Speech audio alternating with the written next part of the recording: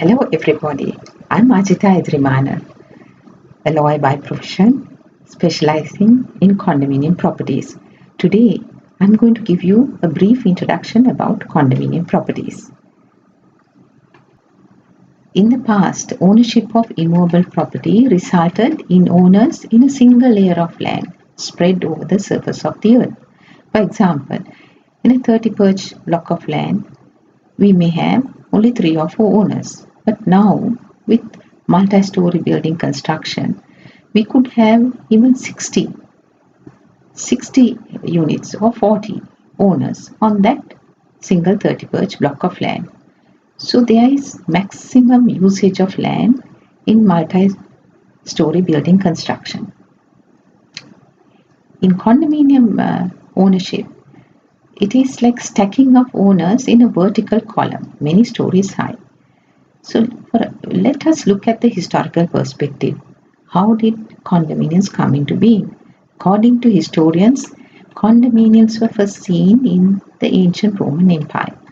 The word condominium is derived from 2 Latin words, con and dominium, which means joint ownership, because people used to live together in these multi-story buildings in ancient Rome.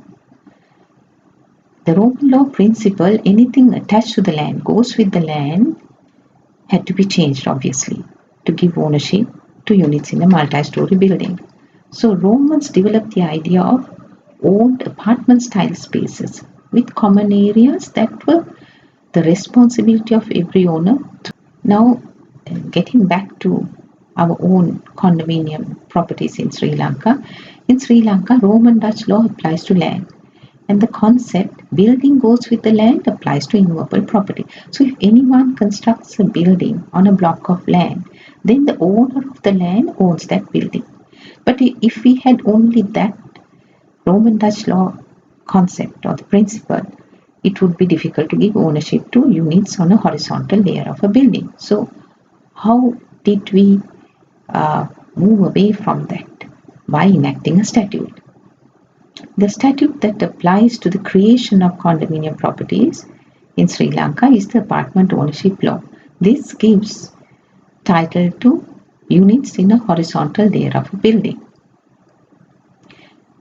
Now, the first such enactment was the Condominium Property Act number 12 of 1970, which was repealed subsequently. The principal enactment that is in force now is the Apartment Ownership Law number 11 of 1973. This was subsequently amended by Act number 45 of 1982, which is important because it introduced for the very first time a statutory constitution for the management corporation which administers and manages the condominium property. The last amendment to the principal enactment is Act number 39 of 2003. Now, statute creates this new concept called condominium property. So how does this come into being? By registering the condominium plan along with a deed of declaration. What is a deed of declaration? It is a deed signed by the owner of the land declaring that he is the owner of the land and is also the owner of all the units depicted in the condominium plan. So when the deed of declaration along with the condominium plan is registered, then all the units, upon registration, all the units become freehold property. So the effect of registration. This establishes title to units and gives co-ownership over the common elements. Those are all the areas which do not get caught to a unit. Now, common element ownership is held by the unit owners based on the share values assigned to the unit. I'll come to that in a little while. Now, the other most important aspect of registration is that upon registration, an entity called a management corporation comes into existence. Now that management corporation also has a name. It carries part of the number of the corresponding condominium plan. For example, if a building condominium property has a condominium plan number 1234, then upon registration, the management corporation which comes into existence would be Management Corporation Condominium Plan number 1234. All unit owners of that building automatically becomes members of that management corporation. Now it's very important to mention that on day one, it's the owner of the land who owns all the units. So the owner of the land will be the single member of that management corporation. But when he sells units by way of deeds of transfer or gifts units to maybe his relatives by deeds of gift, all those people who becomes subsequent owners will become members of the management corporation. Now, condominium property gives dual ownership. That is, individual ownership over the condominium unit, which is designed for independent use, in a building of more than one story. That's important because according to our law, condominium property is recognized only if it has more than one story. Now that condominium unit could be divided into one or more rooms, sometimes with accessory units and with a direct exit to a road or to a common area leading to a road. Now without that, it cannot be considered an independent unit. And the other ownership which a unit owner gets is co-ownership of the common elements. As I said earlier, all the areas which do not get caught to a condominium unit are considered common elements.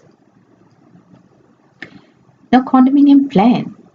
This is the very important document which a developer or a owner of a land annexes to the deed of declaration. And this document depicts the units in that condominium building. So the condominium plan will comprise a survey plan which is prepared and drawn by a licensed surveyor. And it would delineate each proposed parcel or a unit and define the boundaries of the units. It would show the approximate flow area of each unit and would also define the common elements of the condominium property. And it will bear an endorsement by the person, the surveyor who prepares it, to the effect that the building shown in the condominium plan is within the external horizontal boundaries of the land. So this is why for a condominium property to be legally considered as such should be constructed on a defined and divided block of land owned by the developer or the owner of the land. Now, what is a condominium? We are coming to the description of a condominium unit now. A condominium has 6 sides, whereas a block of land has only 4 boundaries, 4 sides. A block of land has north, south, east and west boundary, but a condominium unit has, apart from those 4 boundaries, the top boundary is zenith, bottom boundary the nadir, because we are talking about a unit in a horizontal layer of a building. Picture gives a bird's eye view of a condominium unit or an apartment with the boundaries. We can see the northern boundary, the southern boundary, the eastern and the western. Zenith, the topmost boundary, is obviously the ceiling of this apartment. Nadir, the bottom boundary, will be the concrete floor. Now in this apartment we can see it has been divided into 3 bedrooms, a master bedroom with attached toilet, another common toilet, then there is a kitchen, living and a dining area, then there is also some garden space. Outside, unit owner would be given exclusive rights over accessory parcel, and that would also be depicted in the condominium plan. Since it is referred to as a parcel, obviously it should have 6 boundaries too. Now, accessory parcels are garage space.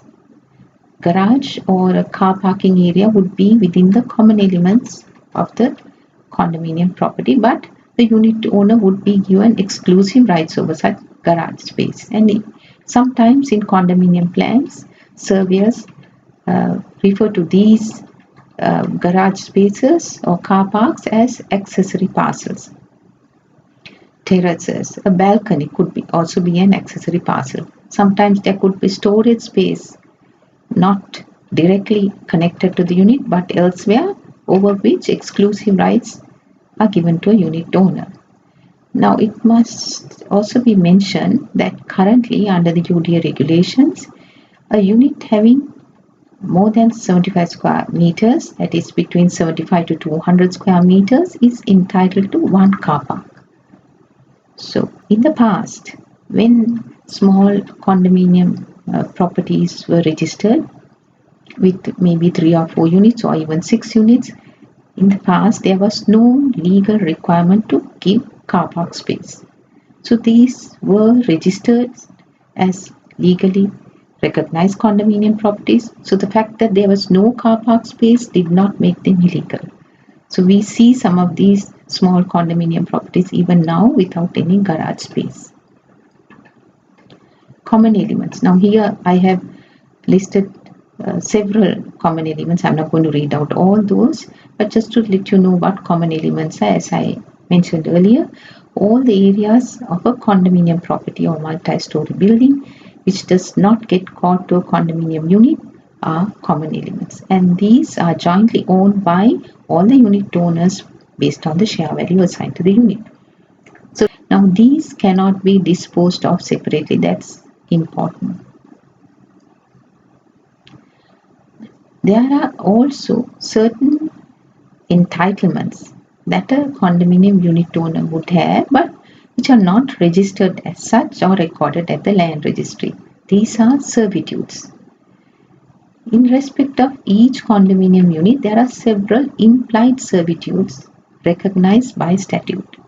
That is, the right to light, right to air, right to support are some of the most important servitudes. For example, in a condominium unit, in a property, the unit owner on the upper floor cannot obstruct the light coming to the unit owner of the lower floor. The unit below cannot do anything which will weaken the structure of the unit of the upper floor. So the upper floor unit owner has the right to support from the unit owner below. So these are implied servitudes recognized by statute. Now, what are share values and what are their importance? Share values are assigned to units and are depicted in a condominium plan. This indicates the undivided entitlement of the common elements held by each unit owner, because each unit owner is entitled to an undivided ownership of the common elements based on the share value assigned to the unit. The share value could be given as a percentage or it could be given as a particular number depending on the way how the surveyor draws up the plan. Then the share value also indicates the voting rights of all unit owners at the Management Corporation General Meeting or in any other similar meeting of the Management Corporation.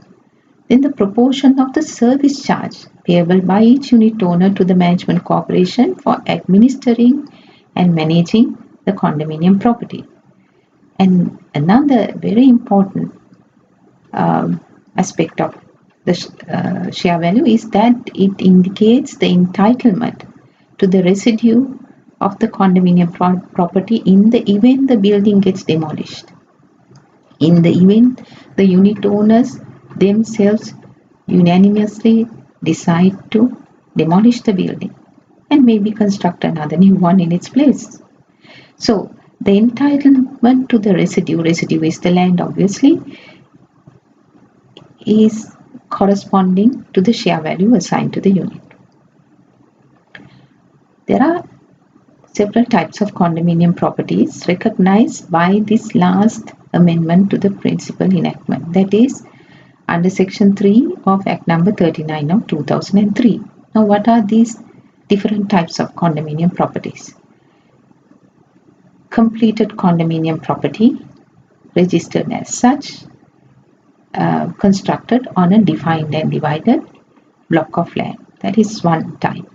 Then secondly, provisional condominium properties, that are properties which are yet to come up, which are seen only on a condominium plan, recognized by this last amendment to the Act to enable pre-sales of condominium units.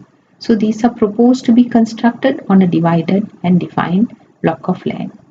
Then also semi-condominium properties, which are partly constructed. Suppose the condominium property was to have 2 buildings, then they had completed only one, they could register it as a semi-condominium property, provided each unit is habitable. Certificate of conformity, COC, had been given for each unit. Then this partly constructed building on a divided and defined block of land will be registered as a semi-condominium property. What is the effect of registering a condominium or semi-condominium plan? When a completed condominium property or semi-condominium property gets registered, it will become divided into the condominium units depicted in the condominium plan, and each unit become a legally recognized freehold property. Then mortgages registered on the land before or during construction will extend to each and every unit thus registered. So it's very important that in the event a person acquires a condominium unit, that they check whether there are any such mortgages which are not even recorded on the unit, because if it was recorded as such in the mainland, that mortgage, a proportion of that mortgage would have extended to the unit. So before acquiring such a unit, a deed of release has to be executed to remove that encumbrance from being attached to the unit. Then the common elements of the property will be vested with each unit based on the share value, as we discussed earlier. The owner of each condominium unit, along with the percentage of the common elements, will become an absolute owner of that condominium property, and it will constitute a freehold property, which can be sold, leased, or mortgaged as any other immovable property, but subject to the encumbrances registered on the property. Now this is a final picture of all that I have discussed. We can see the servitudes, the right to life, the right to support, which are implied by law, which each unit owner enjoys. Then there is a kind of a threefold unity. Each unit owner is the individual owner of his or her unit. Then he is also a joint owner of the common elements based on the share value. Then at the same time, a condominium property is registered, a management corporation comes into existence, and all the unit owners becomes members of that management corporation, and their voting rights are based on the share value. Now that was a brief introduction about condominium properties. I hope my presentation was useful, and I hope to give further presentations like this in the future. And for the moment, I wish you all a pleasant day.